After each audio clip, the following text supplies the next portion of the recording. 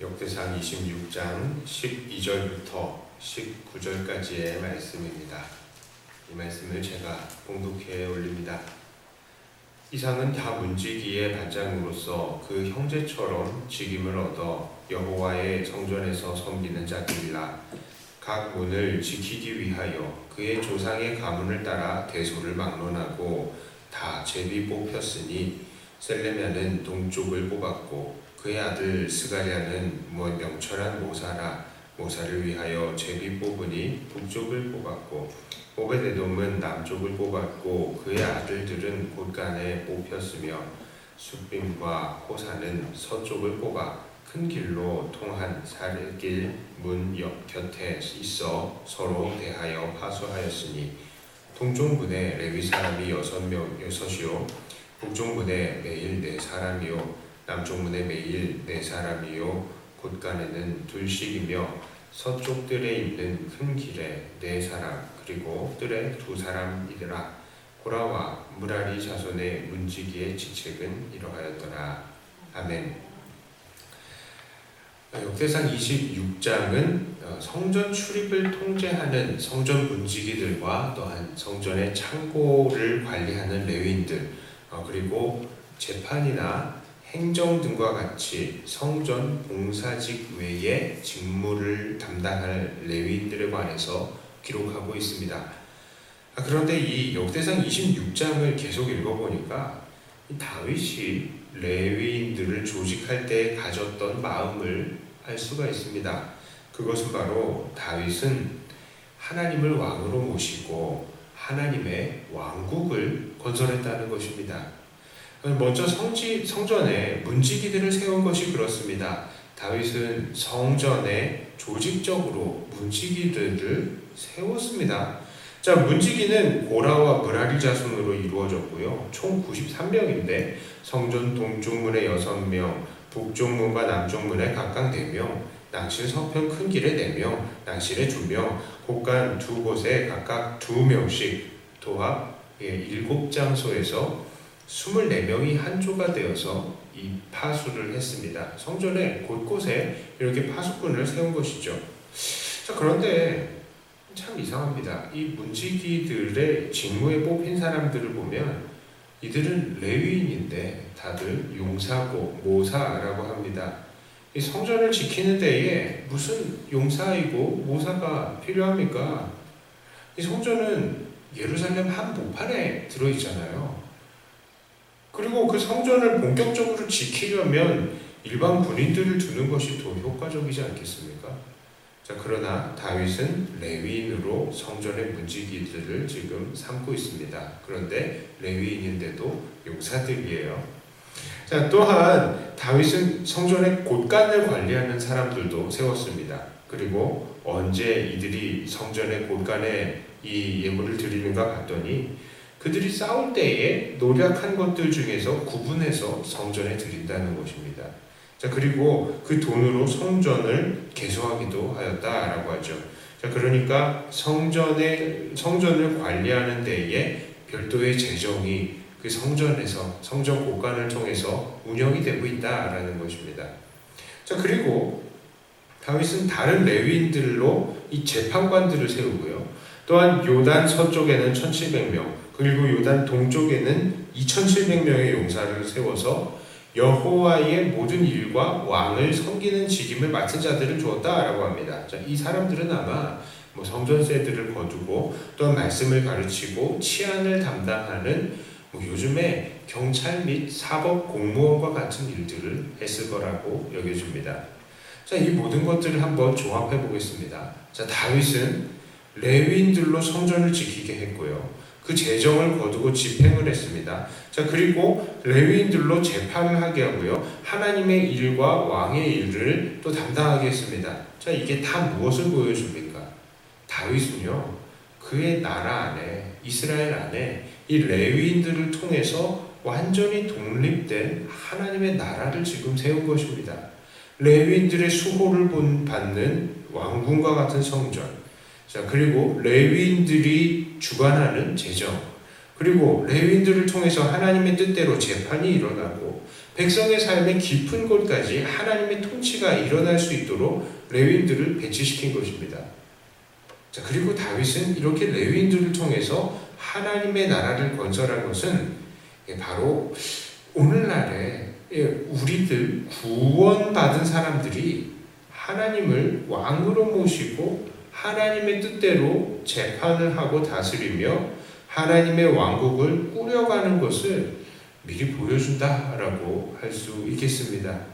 자, 다윗은 비록 그 땅에 솔로몬이 왕으로 등극을 하겠지만 솔로몬을 포함한 모든 백성들이 솔로몬이 아닌 하나님을 진정한 왕으로 모시고 하나님 나라로 살아가기를 바랬던 것입니다. 정말 그렇습니다. 오늘날 우리들도요, 비록 이 땅에서 살고 있지만 동시에 우리는 하나님의 나라에서 살고 있습니다.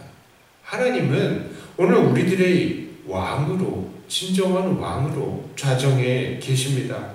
그리고 우리들은 그 하나님을 모시고 매일매일 영적인 전쟁에서 싸우며 또 그 성전의 곳간들을 채워나가는 것이죠.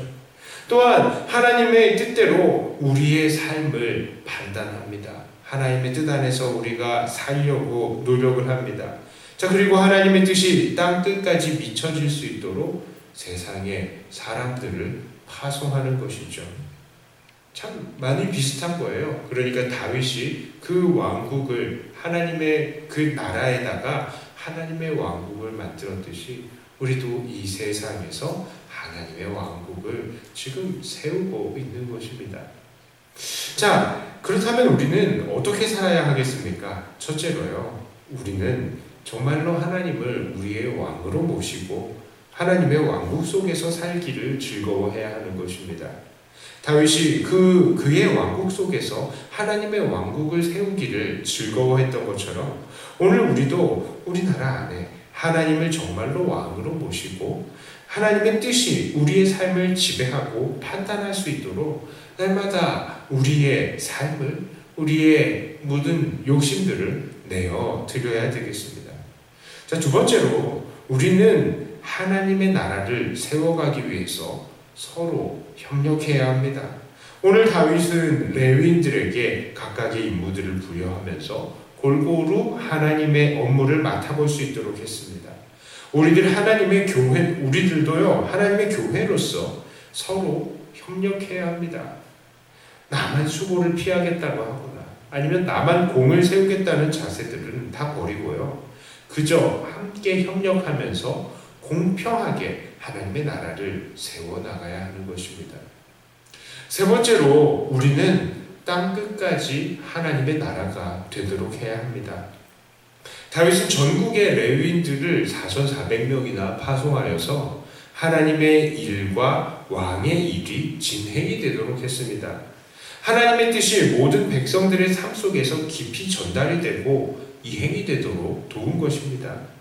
우리도 그러해야 합니다. 우리는 정말 하나님의 뜻이 우리의 삶의 전반과 또한 우리가 사는 모든 주변에서 이 하나님의 뜻이 이루어질 수 있도록 사람들을 격려하고 그들의 삶 속에서 하나님의 뜻이 이루어질 수 있도록 도와야 되는 것이죠.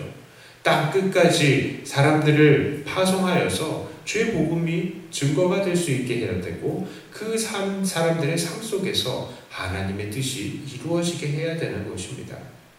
자, 이제 말씀을 정리합니다. 다윗이 그 나라에 하나님의 나라를 세운 것처럼 우리 예수님은 오늘 우리들의 삶 속에서도 하나님의 나라를 세우셨습니다.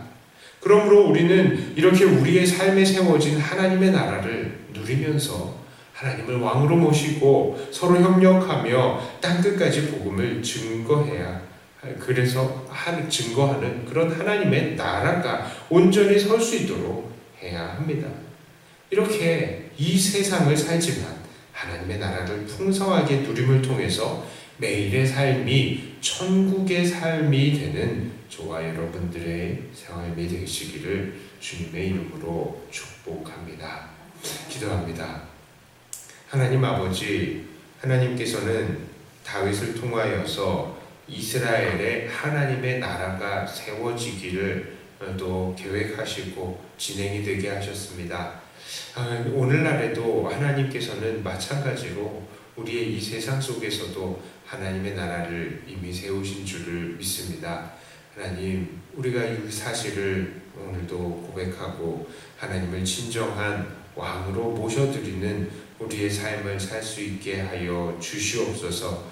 그리하여서 서로 하나님 앞에서 살아가며 협력하고 땅끝까지 주의 복음을 증거하면서 하나님의 이 나라를 온전하고 튼튼하게 세워갈 수 있는 우리가 되게 하여 주시옵소서.